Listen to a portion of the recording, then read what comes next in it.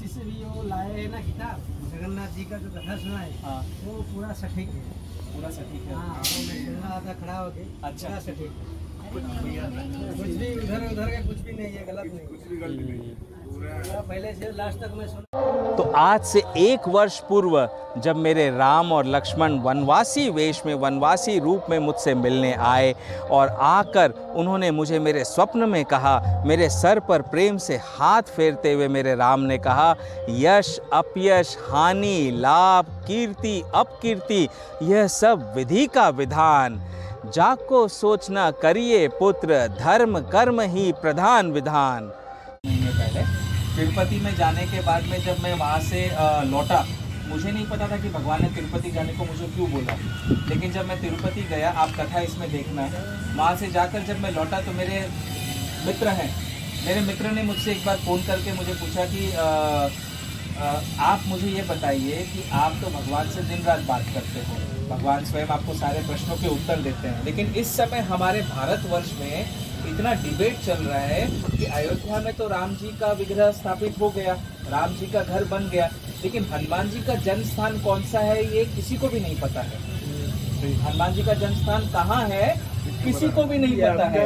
नृसिंहनाथ का भजन है ना? हाँ, नृसिंहनाथ का। हाँ, वो तो मेरा बाबा है नृसिंहनाथ। अच्छा। हाँ, हम नृसिंहनाथ भक्त हैं। अरे वाह, बढ़िया। तो भक्ति नहीं हो तो इसे कैसे आएगा? कैसे आएंगे? भक्ति आएंगे भगवान के पास खींचे भक्ति खींचे। नहीं हो तो कैसे इधर आएगा? बराबर। इधर बैठ नहीं सकता। तो उन्होंने पूछा कि हनुमान जी का जन्म स्थान कौन सा है, आप भैया आप ना हनुमान जी से पूछो।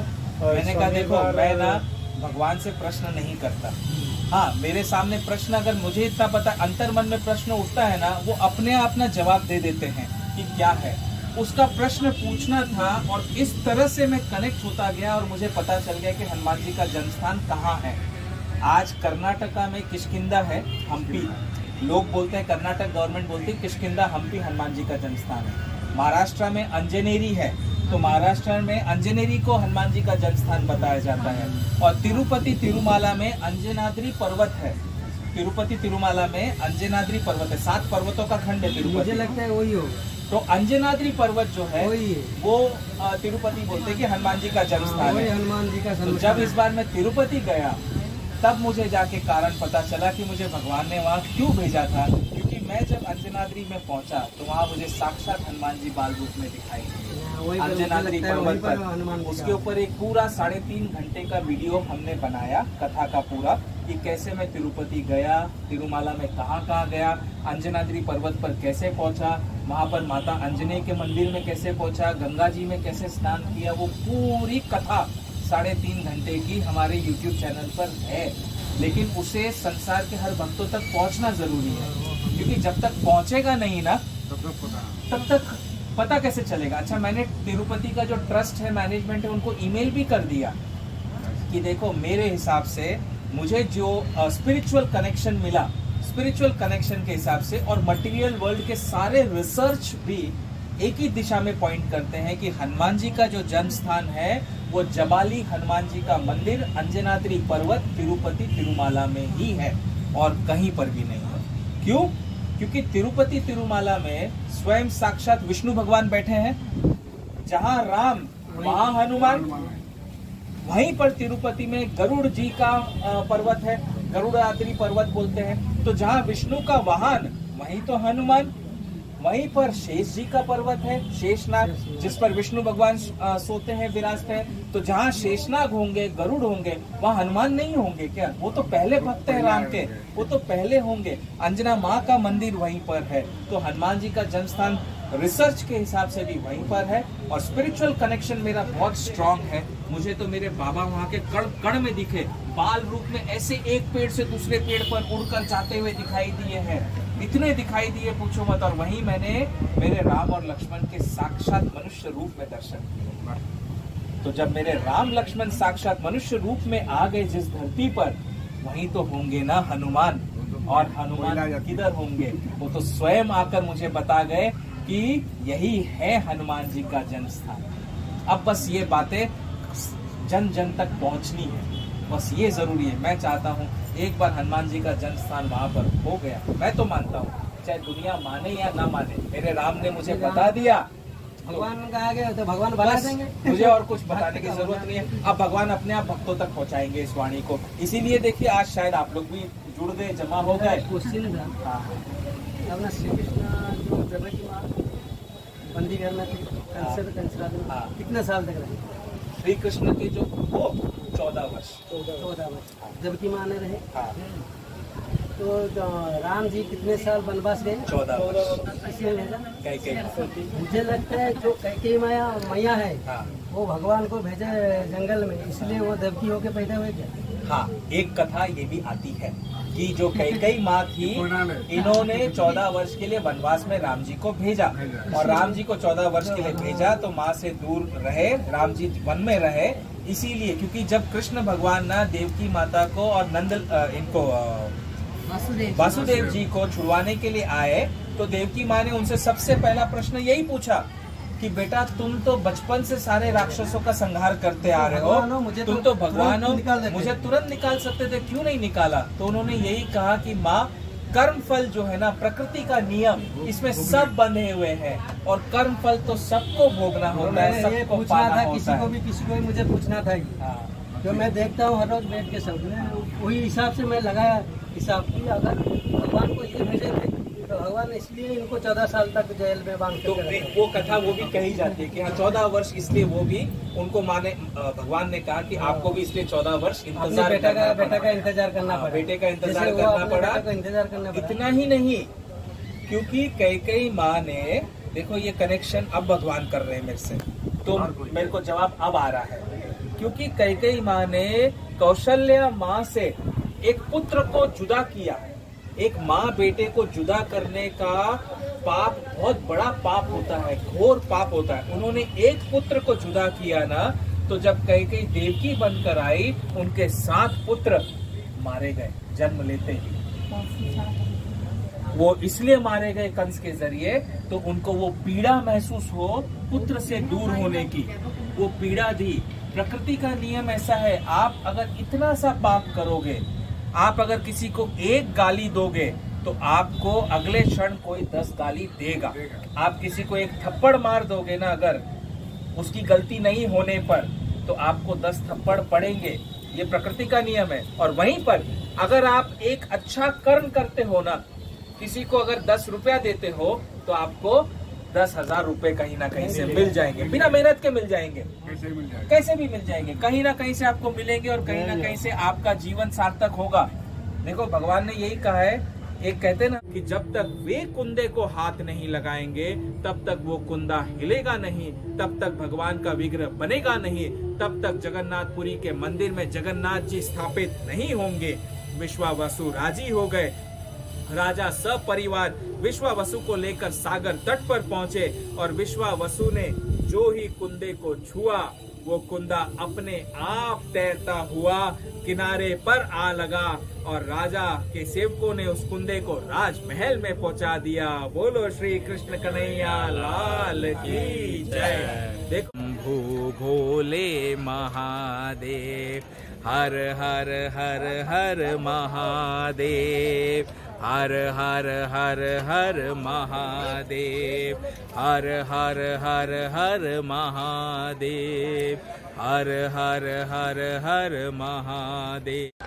और फिर मुझे समझ में आया कि मेरे हनुमान जी बाबा ने इतनी जल्दी क्यों मुझे तिरुपति बालाजी जाने की आज्ञा दी दर्शन के लिए, क्योंकि वहाँ उन्हें मुझे मेरे राम और लक्ष्मण से मिलवाना था।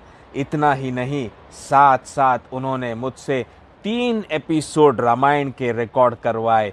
पहला तिरुमाला में, तिरुपति बालाजी के प्रांगण में श्री कृष्ण और अर्जुन का रथ जहां पर स्थित है, महाभारत वाला, उस प्रांगण में करवाए। और दूसरा और तीसरा एपिसोड कपिलेश्वर महादेव मंदिर तिरुपति में शिला के ऊपर चोटी पर बैठकर करवाया। शिवरात्रि के दिन, जिस दिन शिव और पार्वती के विवाह की कथा मेरे रामायण सत्संग में चलने वाली थी और प्रभु को पता था कि उस दिन शिवरात्रि का दिन आने वाला है और वो कथा वहीं पर होनी थी। गोविंदा गोविंदा गोविंदा। गोविंद हरि गोविंद वेंकटरमण गोविंद गोविंद हरि गोविंद वेंकटरमण गोविंद। झूठे सत्य जाहि बिनु जाने जिमि भुजंग बिनु राजु पहचाने जेहि जाने जग जाई हेराई जागे जथा सपन भ्रम जाई बंदौ बाल रूप सोई रामु सब विधि सुलभ जपत जिसु नामु मंगल भवन अमंगल हारी द्रवहु सुदशरथ अजिर बिहारी मंगल भवन अमंगल हारी द्रवहु सुदशरथ अजिर बिहारी मंगल भवन अमंगल हारी द्रवहु सुदशरथ अजिर बिहारी। जगन्नाथपुरी तो भगवान का आदेश था, इसलिए यहाँ पर आए। और ये आदेश तो 2 वर्ष पूर्व हो गया था, लेकिन जब मैंने स्वप्न देखा था ना, उस समय नहीं समझा था कि मुझे जगन्नाथपुरी आना है करके। ये तो भगवान ने आगे आगे अपने आप मार्ग बना दिया। अब प्रथम चरण भगवान ने बोला है तीर्थ का, हमने शुरू किया तिरुपति से। तिरुपति तिरुमाला गए, वहाँ से अयोध्या गए, अयोध्या से फिर हम काशी विश्वनाथ गए, प्रयागराज गए, हर जगह राम कथा भगवान ने कराई। अब आप सोचिए, मैं तो एक साधारण गृहस्थ हूँ, शिक्षक हूँ, मैं ब्राह्मण नहीं हूँ, कोई पंडित नहीं हूँ, तो उसके लिए ना ऐसे स्थान स्थान पर जाकर कथा करना कितनी बड़ी दुविधा की बात होती है। लेकिन भगवान का आदेश है ना, वो मानकर मैं चल रहा हूँ, वो मार्ग प्रशस्त करते जा रहे हैं और मैं कथा जगह जगह करते जा रहा हूँ। अब इसके बाद उन्होंने कहा रामेश्वरम जाना है और इंदौर जाना है। मैंने प्रभु से पूछा इंदौर क्यों जाना है प्रभु, इंदौर में क्या है? तो मुस्कुराए और मुस्कुराकर अंतर ध्यान हो गए। फिर बाद में जब मैंने अपने भाइयों से पूछा, दोस्तों से पूछा, तो बोले भाई इंदौर में उज्जैन है, उज्जैन में महाकालेश्वर है, तो वहां पर जाकर कथा करनी होगी, तब जाके तीर्थ का प्रथम चरण पूर्ण होगा। उसके बाद द्वितीय चरण कहाँ होगा, कैसा होगा, ये भगवान आगे बताएंगे मार्ग। क्योंकि अभी जो हमारा रामायण सत्संग चल रहा है, ये रामायण सत्संग का सीजन 1 यानी रामचरितमानस अगर आपने पढ़ा है तो उसमें 8 कांड है। पहला कांड जो है बाल कांड है, प्रथम सोपान बोलते हैं उसको। तो प्रथम सोपान का ही अभी कथा चल रही हमारी। आज हमारा 29th एपिसोड रिकॉर्ड हुआ। 29th एपिसोड, हाँ मैं आपको बताता हूँ। तो 29th एपिसोड हमारा आज यहाँ पर रिकॉर्ड हुआ, कथा हुई यहाँ पर। और मैं जहाँ जहाँ गया हूँ ना, वहाँ बैठता हूँ तो भक्त लोग जमा हो जाते बैठने के लिए। तब भगवान से बोलता, प्रभु किसी न किसी तरह से अगर हजारों लोग भी सुनते, अगर एक का भी जीवन सफल हो गया तो अपने कार्य को जीवन सफल मानूंगा। क्योंकि जीवन भर तो माया में पड़ा रहा और घर गृहस्थी में पड़ा रहा, अब तो कम से कम जीवन में अच्छा कार्य करने का मौका दिया तो करूं। तो 29th एपिसोड आज हुआ, वो 29th एपिसोड भी बालकांड का ही चल रहा है। बालकांड का भी वो कथा चल रही है जहाँ शिव जी अब पार्वती माता को कथा सुनाएंगे, आप राम की कथा सुनाना शुरू करेंगे। तो हमने अंदाजा लगाया कि ये जो 8 सीजन हमारे होंगे ना, ये 8 सीजन जो रामायण के होंगे, इसमें कम से कम भी 250 से 300 एपिसोड बनेंगे। और मैं तो अभी 29वें एपिसोड पे हूँ, प्रथम चरण में। तो सोचे कहाँ से कहाँ भगवान लेकर जाएंगे, पता नहीं वो कैसे ज्ञान देंगे, कैसे। श्रीलंका आपको जाना पड़ेगा, मैं अभी से बोल देता हूँ। फिर आपको सपने में आके बोलेंगे श्रीलंका उधर मेरा है बहुत कुछ। अच्छा देखो, जहाँ जहाँ भगवान भेजेंगे। लेकिन जो चैनल भगवान ने बनवाया ना, भगवान ने मुझसे कहा था कि स्पिरिचुअल चैनल बनाओ एक। तो जो चैनल बनवाया, उन्होंने कहा कि इस चैनल से वही लोग जुड़ेंगे जिन्हें मैं भेजूंगा तुम्हारे पास में। मैं इसकी कोई मार्केटिंग नहीं करता। नहीं। आज अगर कलयुग है, कलयुग में हम मार्केटिंग करने के लिए पैसा देंगे तो इतने सब्सक्राइबर मिल जाएंगे एक ही दिन के अंदर, पूछो मत। लेकिन भगवान, मैंने कहा मैं ये सब नहीं करने वाला, क्योंकि ये तो चीटिंग है, ये तो अधर्म है। तो भगवान ने तब मुझे वाणी देकर कहा था कि तुम्हें चिंता नहीं करनी है, इसमें सब्सक्राइबर भी बढ़ेंगे, व्यूज भी बढ़ेंगे, लेकिन जुड़ेंगे इस चैनल से वही जिन्हें मैं भेजूंगा, क्योंकि वही इस संसार को आगे चलाएंगे। धीरे धीरे वही इस संसार में धर्म की स्थापना करेंगे और भगवान की भक्ति को आगे बढ़ाएंगे। तो आप सबसे भी यही निवेदन है, अगर आप जुड़ते हैं और आप जुड़ने के बाद में जो भी ज्ञान भक्ति की बातें हैं, उससे पहले आप संतुष्ट होने चाहिए। आपको लगना चाहिए कि हाँ, ये भगवान का, सही में ये भगवान का ही बताया हुआ चैनल है।